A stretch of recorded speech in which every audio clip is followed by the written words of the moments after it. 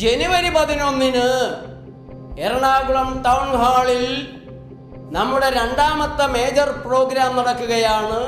ജനുവരി 11 വ്യാഴാഴ്ച രാവിലെ 9 മണി മുതൽ രാത്രി 7 മണി വരെ പ്രമേഹവും അനുബന്ധ രോഗങ്ങളായ കൈകാൽ മരവിപ്പ്, കണ്ണിന്റെ കാഴ്ച കുറയൽ, വൃക്കയുടെ തകരാറ്, ലൈംഗിക ബലഹീനത, അത് തുടങ്ങി പ്രമേഹമുണ്ടാക്കുന്ന മരുന്നുകൾ, നിങ്ങൾ കഴിക്കുന്ന നിരവധി മരുന്നുകളാണ് 5-10 കൊല്ലം കഴിയുമ്പോൾ നിങ്ങൾക്ക് പ്രമേഹം ഉണ്ടാക്കുക. നിങ്ങൾക്ക് ഒരിക്കലും മനസ്സിലാവില്ല പണ്ട് കഴിച്ച മരുന്നാണ് ഈ പ്രമേഹം നമുക്ക് സമ്മാനിച്ചതെന്ന്.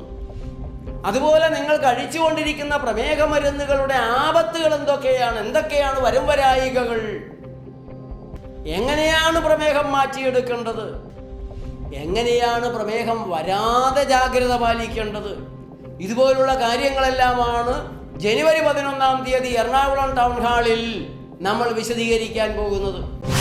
ഫെബ്രുവരി 26, 27, 28 പാലക്കാട് അകത്തേത്തറയിലുള്ള ശബരി ആശ്രമം, ഗാന്ധിജി 3 പ്രാവശ്യം വന്ന് കസ്തൂർബയുമൊപ്പം വന്ന് താമസിച്ച സ്ഥലം, അവിടെ വെച്ച് നമ്മുടെ 3 ദിവസത്തെ ക്യാമ്പ് നടക്കുന്നു. 30 പേർക്ക് മാത്രമാണ് പ്രവേശനം. ഇപ്പോൾ തന്നെ ക്യാമ്പിൽ പങ്കെടുക്കാൻ താല്പര്യമുള്ളവര് അവരുടെ പേരുകൾ രജിസ്റ്റർ ചെയ്യണം. കൂടുതലായിട്ടുള്ളവരെ മാർച്ചിൽ നടക്കുന്ന ക്യാമ്പിലേക്ക് പങ്കെടുപ്പിക്കാൻ നമുക്ക് സാധിക്കും. പേരുകൾ രജിസ്റ്റർ ചെയ്യേണ്ട നമ്പർ ഇവിടെ എഴുതി കാണിക്കുന്നുണ്ട്. 9496044503. ഇത് ഒരാൾ ചോദിച്ച ചോദ്യം, കടലിലെ മീൻ പിടിക്കാതിരുന്നാൽ കടലിൽ മീനിങ്ങനെ കൂടിയിട്ട് വഞ്ചി ഇറക്കാൻ പറ്റാണ്ട് വരില്ല എന്നാണ്. കാട്ടിലെ മൃഗങ്ങളെ നമ്മൾ പിടിച്ച് തിന്നണില്ല. കടുവ, സിംഹം, എന്നിട്ട് മൃഗങ്ങൾ കൂടിയിട്ട് കാട് നിറഞ്ഞ് മരങ്ങൾ വളരാൻ പറ്റാണ്ടാവുന്നുണ്ടോ? ഈച്ച, ഒരു ഈച്ച ലക്ഷക്കണക്കിന് മുട്ടകളിടും. അതെല്ലാം കൂടെ വിരിയുകയാണെങ്കിൽ ഈ പ്രകൃതിയിൽ ഈച്ചയ്ക്ക് മാത്രമേ സ്ഥാനം ഉണ്ടാവുള്ളൂ. അപ്പോൾ പ്രപഞ്ചത്തിനൊരു കൺട്രോളിങ് മെക്കാനിസം ഉണ്ട്. ഒരു ജീവിയുടെ എണ്ണവും ക്രമാതീതമായിട്ട് പോകാൻ സമ്മതിക്കില്ല. ഓരോ ജീവിയെയും തിന്നുന്ന ജീവികൾ പരസ്പരമുള്ള ഒരു സൈക്കിൾ ഉണ്ടാക്കി വെച്ചിട്ടുണ്ട്. ഏതെങ്കിലും ഒരു ജീവി കൂടിയാൽ അതിനെ ഇല്ലാതാക്കാനുള്ള വഴികൾ പ്രകൃതിക്കറിയാം. മാർക്കറ്റിൽ തന്നെ ഈച്ച ആർത്ത് ഈച്ച അങ്ങോട്ട് കൂടി ഒരു ദിവസം കംപ്ലീറ്റ് കാണാനില്ല. പ്രകൃതിക്ക് അതിനുള്ള മെക്കാനിസം ഉണ്ട്. മനുഷ്യൻ കൂടിയാലും വരും. പ്രകൃതിക്ഷോഭങ്ങളായിട്ടും മനുഷ്യനെ കളയാനുള്ള വഴി പ്രകൃതി ചെയ്യും. അത് വേണോ വേണ്ടേ എന്നുള്ളൊരു ചോദ്യമാണ് നമ്മുടെ മുമ്പിലുള്ളത്. മനുഷ്യൻ വാസ്തവത്തിൽ ഇപ്പോഴും പ്രകൃതിക്ക് താങ്ങാൻ പറ്റാത്ത രീതിയിലായിട്ടില്ല. നമ്മൾ മനുഷ്യൻ മാത്രമാണ് ട്രാക്ടറും JCB ഒക്കെ വെച്ചിട്ട് പ്രകൃതിയെ നശിപ്പിക്കുന്നത്. ഒരു മൃഗവും ചെയ്യുന്നില്ല. അപ്പോൾ ആ ഒരു ലിമിറ്റിലേ നമുക്ക് ജീവിക്കാനുള്ള അവകാശമുള്ളൂ.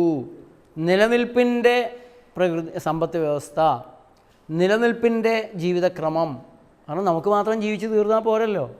ഈ വരുന്ന തലമുറകൾക്ക് ജീവിക്കേണ്ടതുണ്ട് എന്നുള്ള നീതിയുടെ ഒരു വികസനമാണ് വേണ്ടത്. ആ വികസന ചിന്തയിലാണ് ഇന്ന് ചെയ്യുന്ന. ഇപ്പോൾ അദാനിക്ക് പോർട്ട് കെട്ടാനായിട്ട് കല്ലില്ല. നാഷണൽ ഹൈവേയുടെ പണി മുടങ്ങിക്കിടക്കുകയാണ്. കല്ല് കിട്ടാനില്ല, മണ്ണ് കിട്ടാനില്ല. മന്ത്രി പ്രസാദിൻ്റെ വീട് സഹിതം കുത്തിപ്പൊളിച്ച് അവിടെ നാട്ടുകാർ ഭീകര സമരം നടത്തുകയാണ്. ഒരു 2 കുന്നുകൾ തന്നെ എടുത്തുകൊണ്ട് പോകാൻ പോവുകയാണ്. അതെടുത്താലും തീരുകയില്ല. അപ്പോൾ ഇനിയുള്ള വികസനത്തിന് അറ്റമില്ലല്ലോ. നിങ്ങൾ പോയിട്ട് ന്യൂയോർക്കാരോട് ചോദിക്കുകയാണ് നിങ്ങൾക്ക് ഡെവലപ്മെൻറ്റ്, നമുക്ക് ഡെവലപ്മെൻറ്റ് വേണം. അവനെ അങ്ങോട്ട് ഡെവലപ്പ് ചെയ്യാനാണ്. കേരളം വികസിക്കണം. എങ്ങനെയാണ് വികസിക്കുന്നത്? കൂടുതൽ റോഡെന്ന് പറഞ്ഞാൽ സ്വസ്ഥമായിട്ട് ഇരിക്കാൻ പറ്റാണ്ട് എല്ലാവരും പരക്കം പായാൻ തുടങ്ങുക എന്ന് തന്നെ അർത്ഥം. അങ്ങനെ വീട്ടിൽ നിന്ന് ഇറങ്ങി പരക്കം പായുന്നതാണോ വികസനം? വീടിൻ്റെ പരിസരത്ത് തന്നെ കൃഷി ചെയ്ത് സ്വസ്ഥമായിട്ട് ജീവിച്ചിരുന്ന മനുഷ്യനെ വീട്ടിൽ നിന്ന് 20-40 കിലോമീറ്റർ യാത്ര ചെയ്ത് നഗരത്തിലെ തുണിക്കടയുടെ മുമ്പിൽ സെക്യൂരിറ്റി ആയിട്ട് നിർത്തുന്നതാണോ വികസനം?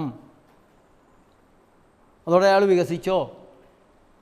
കടലിലേക്ക് ഇറങ്ങി മത്സ്യം പിടിക്കുന്ന ഒരാൾ അയാളെ MA പഠിപ്പിച്ച് കോളേജ് അധ്യാപകനാക്കിയാൽ അത് വികസനമായോ?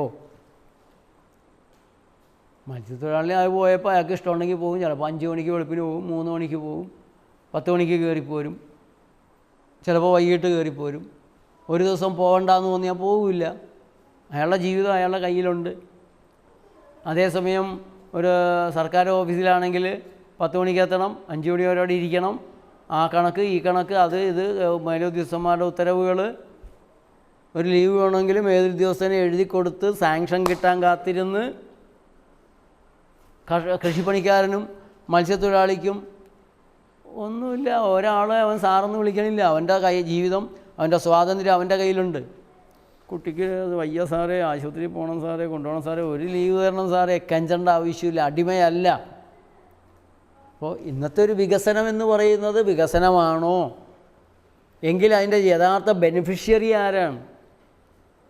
വികസനത്തിൻ്റെ യഥാർത്ഥ ഗുണഭോക്താവ് ആരാണ്? ഹൈവേ വീതി പണിതിട്ടു, അപ്പോൾ നമുക്ക് തിരുവനന്തപുരത്തേക്ക് എത്താൻ സൗകര്യമാണ്. നമുക്കെന്തിനാണ് തിരുവനന്തപുരത്തേക്ക് എത്തണത്? അല്ല, സെക്രട്ടേറിയറ്റിൽ പോയിട്ട് വല്ല കാര്യം നടത്തണമെങ്കിൽ പെട്ടെന്ന് പോയി എത്താമല്ലോ. വാസ്തവത്തിൽ നമ്മളെ കെണിയിലാക്കുന്ന ഒരു സാധനത്തെയാണെന്ന് വികസനം എന്ന് വിളിക്കുന്നത്.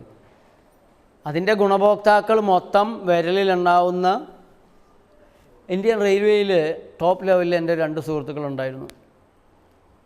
അപ്പോൾ ഈ കാര്യങ്ങൾ ഞങ്ങൾ ചർച്ച ചെയ്തപ്പോൾ പറയുകയാണ്, നമ്മുടെ അന്ന് വേണാട് വൈകിട്ടുള്ള തീവണ്ടി ഇത് നിർത്തിക്കാൻ വേണ്ടിയിട്ട് ഭയങ്കര കളികളാണ്.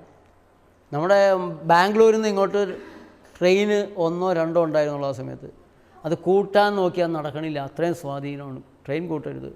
ആരുടെ സ്വാധീനം? പ്രൈവറ്റ് ബസ്സുകളുടെ, ടാക്സികളുടെ. എറണാകുളത്തേക്ക് പോകുന്ന ട്രെയിനിൽ, എറണാകുളത്ത് നിന്ന് തിരുവനന്തപുരത്തേക്ക് പോകുന്ന ട്രെയിനിൽ എത്ര പേരുണ്ടാവും? 2000-3000 പേരുണ്ടാവും ഒരു ട്രെയിനിൽ. ട്രെയിൻ ബ്ലോക്കായി, എറണാകുളത്ത് നിന്ന് ട്രെയിനുകൾ ഓടുന്നില്ല. ഈ 3000 പേരും തിരുവനന്തപുരത്തേക്ക് പോകാൻ മോട്ടോർ വാഹനങ്ങളെ ആശ്രയിക്കുകയാണെങ്കിൽ, 3000 പേരും ഓരോരുത്തരോരെ കാറ് വിളിക്കുകയാണെങ്കിലോ, 3000 കാറുകൾ ഓടും. 3000 കാറുകൾ, അതിൻ്റെ ഡീസൽ, അതിൻ്റെ ടയർ തേയ്മാനം, അതിൻ്റെ ഓയിൽ ചിലവ്, പോകുന്ന വഴി നിർത്തുന്ന കടകളുടെ ചിലവ്, ഏതാ വേണ്ടത്? ഈ 3000 പേരും കൂടെ ട്രെയിനിൽ കയറി അറ്റത്ത് ഇറങ്ങണോ, അതോ 3000 കാർ ഓടണോ? ഇനി ബസ്സാണ് ഓടുന്നതെങ്കിൽ ഒരു ബസ്സിൽ എത്ര പേര് കയറും? 40, കൂടി വന്നാൽ തെക്കി കൊള്ളിച്ച്. ദൂരയാത്രയിൽ 100 പേരൊന്നും കയറില്ല, ഒരു 50 പേരെന്ന് വെച്ചോളൂ. 3000 ബസ്സിന് പകരം, 3000 പേര് പോകുന്ന ട്രെയിനിന് പകരം ഒരു ബസ്സിലേക്കാണ് ആലോചിക്കുന്നതെങ്കിൽ എത്ര ബസ് വേണ്ടി വരും? ഇൻഡസ്ട്രിയൽ ലോബി ട്രെയിനുകൾ ഓടാനല്ല, ട്രെയിൻ സർവീസ്. അമേരിക്കയിലുണ്ടായിരുന്ന ട്രെയിൻ സിസ്റ്റം മുഴുവൻ ഡിസ്മാൻഡിൽ ചെയ്യിച്ചിട്ടാണ് റോക്ക്ഫെല്ലർ, അതിൻ്റെ പെട്രോളിയം ഇൻഡസ്ട്രി, ഫോർഡെല്ലാം കൂടെ സ്വാധീനം ചെലുത്തി നശിപ്പിച്ചിട്ടാണ് അവിടുത്തെ മോട്ടോർ ഇൻഡസ്ട്രിയെ അവർ ഡെവലപ്പ് ചെയ്തെടുത്തത്. ഇപ്പോൾ വീണ്ടും മുന്നോട്ട് പോകാൻ പറ്റാത്തൊരു പ്രതിസന്ധിയിലാണ് ലോകം. അതുകൊണ്ട് ഇലക്ട്രിക്കിലേക്ക് മാറണോ, ഹൈഡ്രജൻ കൊണ്ടുവരണോ എന്നുള്ള ശ്രമങ്ങളൊക്കെ നടക്കുന്നുണ്ട്. അതുമൊക്കെ അധികം മുന്നോട്ട് പോകാൻ നിവൃത്തിയില്ല. അപ്പോൾ നമ്മൾ എത്തി നിൽക്കുന്ന ഈ പ്രകൃതി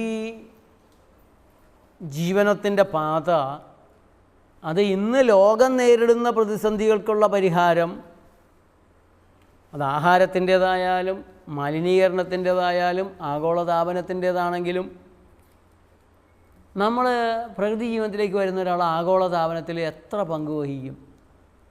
ഏറ്റവും കുറഞ്ഞ പങ്കേ വഹിക്കുകയുള്ളൂ. ഏറ്റവും കുറയും, നമ്മൾ അറിയാതെ തന്നെ കുറയുകയാണ്. നിരവധി സാധനങ്ങൾ നമുക്ക് വേണ്ടാതെയായി. സോപ്പ് വേണ്ട, പേസ്റ്റ് വേണ്ട, മൈദ വേണ്ട, പഞ്ചസാര വേണ്ട, വറുത്ത മുരിച്ചത് വേണ്ട, പാല് വേണ്ട, ബേക്കറി സാധനങ്ങൾ വേണ്ട. ഗ്യാസ് വളരെ ഒരു വീട്ടുകാർ പറഞ്ഞാണ് മുമ്പ് മാസത്തിൽ 1 സിലിണ്ടർ തീർച്ചയായിട്ടും വാങ്ങുമായിരുന്നു. ഇപ്പോൾ 6 മാസമായിട്ടും എൻ്റെ വീട്ടിലെ സിലിണ്ടർ തീർന്നിട്ടില്ല എന്ന്. എല്ലാ തലങ്ങളിലുമുള്ള ഒരു വലിയ മാറ്റമാണ് വാസ്തവത്തിൽ നമ്മുടെ ജീവിതത്തിനുണ്ടാകുന്നത്.